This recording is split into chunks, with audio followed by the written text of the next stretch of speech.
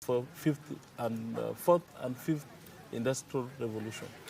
Um, speakers during this conference, I mean, they also raised concerns that when you look at investment in Africa, when it comes to research and development, I mean, it is less than 2% of the gross domestic product of Africa, which is significantly low. And when you look at big countries, like China, they invest 10% upward.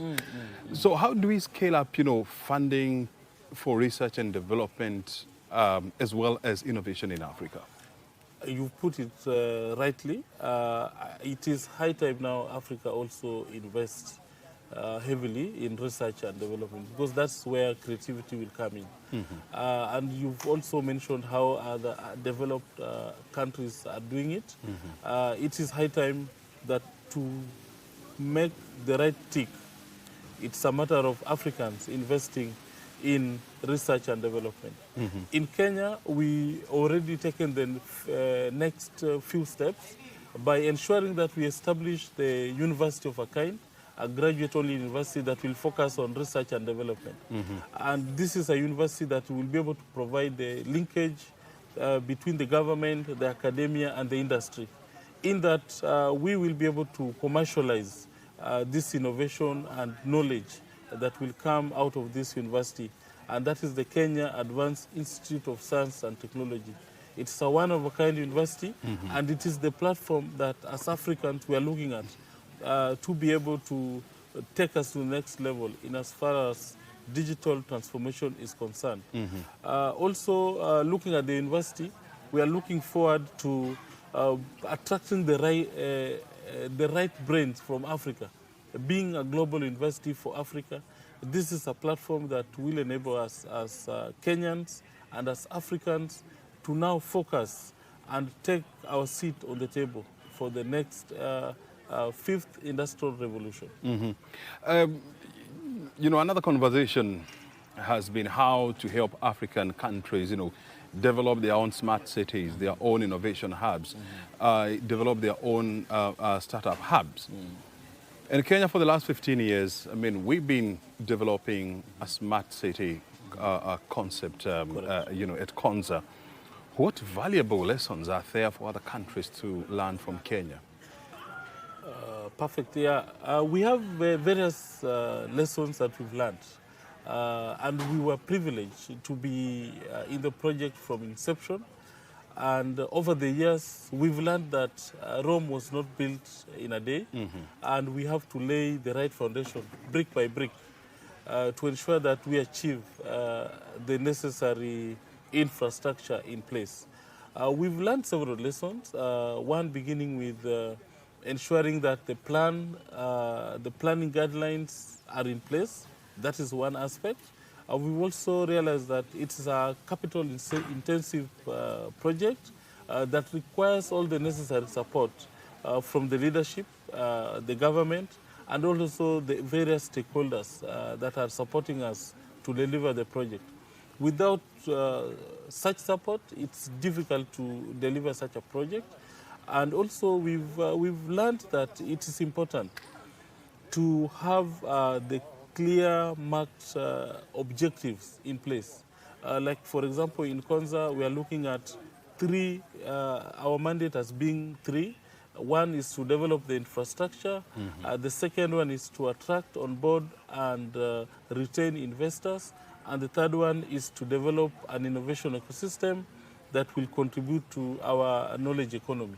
So it is important that as the concept is being developed, we stick to the objectives of the project. Such are some of the lessons that we've learned in the project, including ensuring that all the necessary infrastructure being in place. Having a targeted anchor tenants also to be in place. For example, in Konza, we have the National Data Center. We know that will help us with the digital transformation and also keeping up to date with the various changes that are happening in the industry, and also having a university, a research-only university as an anchor tenant. We feel this is going to be the right ingredients to ensure that we deliver the Technopolis as it was master planned to be. I mean, you've taken us through lessons on how to build a smart city. I want you to give us, now you can also take us through on how not to build a smart city. How not to build a smart city. That's a good one. Yeah. One of the things we need to consider is that in building such a smart city, we need not to rush. So planning is at the core of building a smart city. So without a plan, you cannot deliver a smart city. Then also the vision. You need to have the right vision and the right visionaries and the right founders. You find that in Konza Technopolis, these were well articulated from the time the project of Konza Technopolis was anchored in the country's blueprint, that is the Vision 2030. That is where the planning started. And you realize that over the years we've got various partners who have helped us to get to this next level. Also looking at how not to build a smart city, failure to take care of your stakeholders also is not the right way to build a smart city, because you realize that having such a project is a communal project. It is not only a personal project, it's a project that will require the input of each and every person. So it is important to identify the various stakeholders involved in the project. Like in our case of Konza Technopolis, we have the government. You must have the right mindset and the right support from the leadership. You also have various community, the leadership in parliament to ensure that the project is well anchored in law. You will also need the National Treasury to ensure that the funding is available, because it's a capital-intensive project. So looking at how not to build a smart city, it's something that is important that various stakeholders stick to the master plan and also ensure that the plan is delivered before you bring in the community. So it's important, I think, if you miss that and just start up as a real estate project, then you've already failed from the beginning. And then also, it is important to ensure that the smart city speaks to something. Like for now, for example, Konza Technopolis is anchored on 3 core clusters. That is ICT, ICT-enabled services, life sciences, and engineering. So with that focus, then you realize that you'll not just be attracting each and every, any Tom, Dick, and Harry. You'll be attracting specific people in the ecosystem that will enjoy the ecosystem and create more in the Technopolis. So that is also one of the ways to ensure that you build the smart city to the way it has been designed. You know, the other thing that was coming up here, you know, prominently is the fact that when you look at Africa, you know, you have a population of, you know, the majority of the population, 70%, are below the ages of 35. Correct. And so how do we include them in the conversations on how to innovate in Africa, on how to invest in Africa and prepare for the future? Yeah, that is very good question. One of the ways that as a Technopolis we will ensure, and through the support of the government, is to provide the right framework, the right platform. You know that from ideas, that is where we get the innovations, and also that's where we get the startups, and that's where we get the commercialization of such startups. So we as a government institution, we are providing that framework. In Konza Technopolis, we are the innovation hub, and in that we've been able to attract the necessary support from various agencies and development partners. We've been able to have the Timbuktu Green Tech Hub that focuses on innovators and startups that focus on green technology. We also have the Green and Digital Innovation Hub that is being done through the GIZ and the European Commission and the European ambassadors. It's a project that it's providing the platform for various innovators to come and plug in.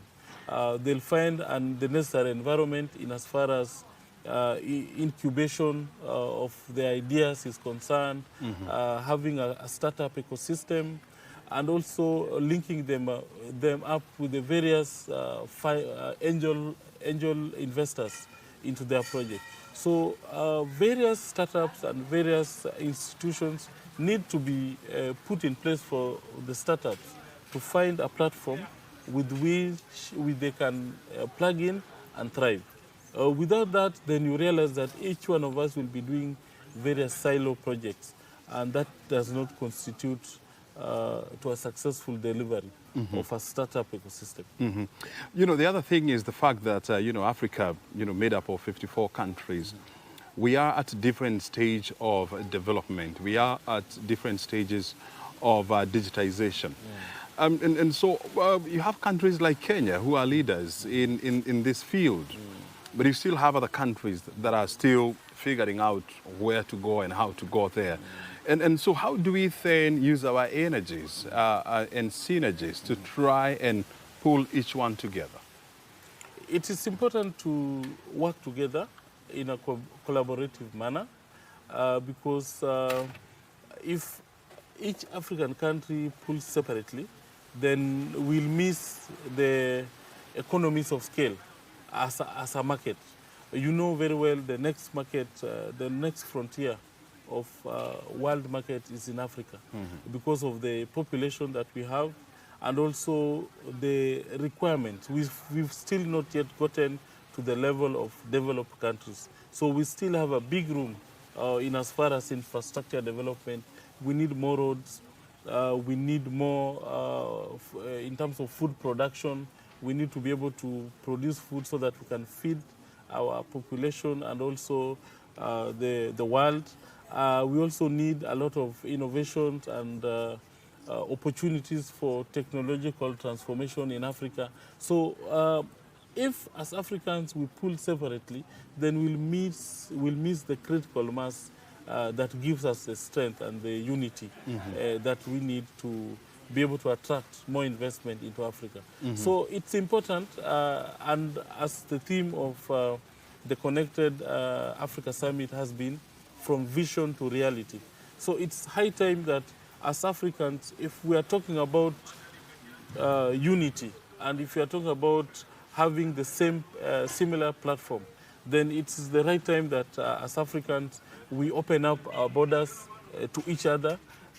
We do away with the various regimes of tax and restrictions, open up the space for each one of us so that we have the same platform. We need to think about having the same currency, an African currency, so that we can efficiently provide platforms for trade. So such are initiatives that will enable us as Africans and as people living in Africa to access our own markets, and therefore will enable us to create more. And it's not going to be productive if each one of us stick to our corners and silos. So it's important that as Africans, we come together, and this summit has been able to lead us towards that direction, because we are talking about connectivity. How are we going to be connected as Africans?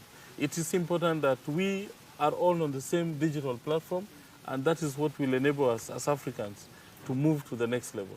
And the other thing is the fact that, you know, when you look at Africa population, with a population of almost 1.4 billion people, we are big consumers of information. We are big consumers of technology as well as innovation. And so the question now then comes, how do we flip the coin and ensure that Africa does not just become a consumer, it also becomes an innovator, a creator, and we move forward? Yeah, that is a good one. It is important that as Africans, or as the continent of Africa, we stop being consumers. It is important also that we begin to become creators of these opportunities and these technologies. And this fourth and fifth industrial revolution is the right time to to be as an African, because it's giving us an opportunity to also create. We were not present, the African continent was not present during the first, second, and third industrial revolution. But then, because the other ones were more of physical presence to be able to participate. But then you realize that with the fourth and fifth industrial revolution, Africa is definitely on the table, because it's a revolution that is coming out of creativity and out of innovation and out of being able to provide solutions to problems. Africa, we have very many challenges and very many problems. So it is the right place actually to create more solutions to these existing problems. In the developed world, maybe they no longer have problems. But then Africa, this is the place. So it's the right time that as Africans, we are at the right place and we are going to create more solutions to our African problems. And those solutions are solutions that are going to be commercialized. This will get us the revenues that we need in Africa, beyond the resources that we already have, the natural resources that we already have. John Okwiri, before I let you go, what are you taking home? What are you taking to Konza? What are you taking to the world from Diani? From Diani, what I'm taking to the world is that we need to be more of creators. Africa, we are not looking east, we are not looking west, we are looking within. So that is, to me, that is a profound declaration from this summit, and it is something, it's a take-home that as Konza Technopolis, we are going to continue with creating the necessary framework, the necessary environment through our National Data Center for more innovators, more startups in the ecosystem to come, so that we create more solutions to our various challenges, and we know that when that happens, we'll be able to commercialize these solutions and be able to generate revenue for Africa and within Africa. Very good. Thank you very much indeed. Asante. Bonasio for joining us here Thank you. at the Connected Africa Summit. Thank you. Thank very you. good. Thank you. John Paul Okwiri is the CEO of Konza Technopolis, joining us at the conclusion of the Connected Africa Summit, and of course giving us his take and of course taking us through the highlights of what has been said here. Well, O'Brien Kimani is my name. Thank you very much indeed. You have been watching Inside Government. Asante sana. Enjoy the rest of the programming.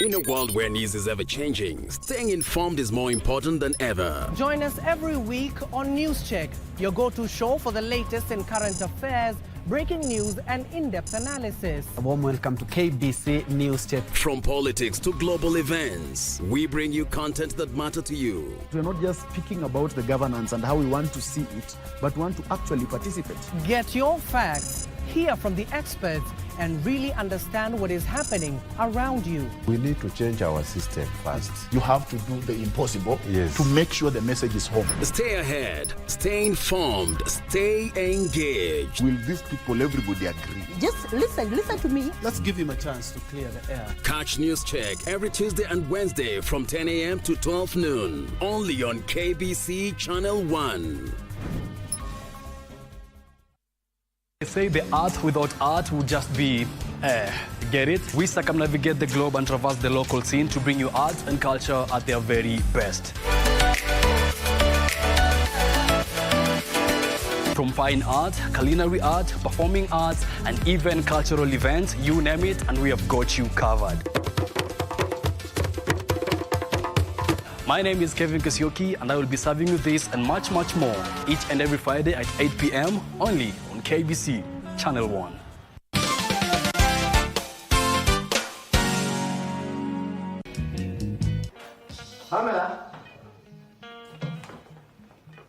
Where is Pamela? Morning, Grandma. Morning, Grandpa. No. Take your tea.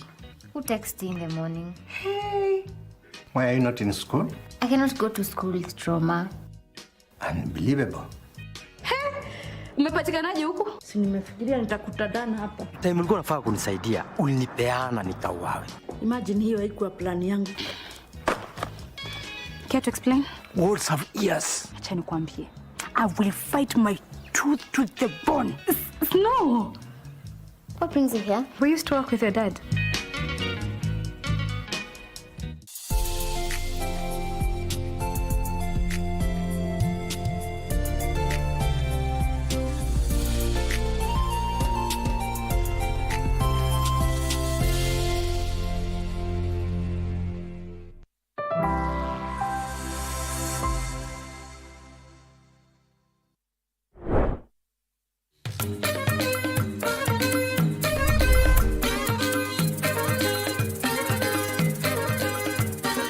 Tangu tupate uhuru kama nchi, Homa Bay haijawahi kuwa host national celebration yoyote. Kwa hivyo ni jambo ambayo watu wa Homa Bay wamefurahia sana. Nataka kushukuru sana Mheshimiwa Rais